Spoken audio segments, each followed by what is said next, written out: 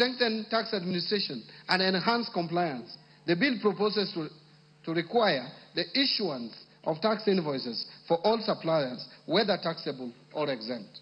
This amendment will support better record keeping by taxpayers and facilitate the pre-population of returns.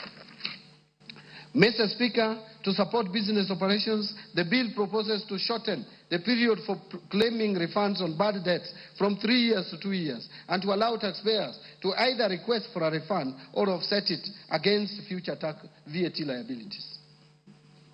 Mr. Speaker, again, entities in special economic zones currently benefit from VAT exemptions and zero rating, but there is no provision to recover tax when these benefits are misused or abused.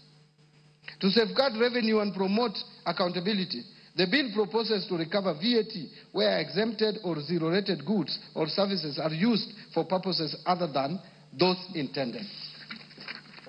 Mr. Speaker, to prevent leakages or revenue leakages, strengthen tax administration, and promote equity across sectors, the bill proposes to move some zero-rated goods and services that are consumed locally to exempt status. Further, Mr. Speaker, some of the goods exempted from VAT have multiple uses, making it difficult to effectively monitor whether they are finally used for the intended purpose. In this respect, the bill proposes to amend the VAT Act to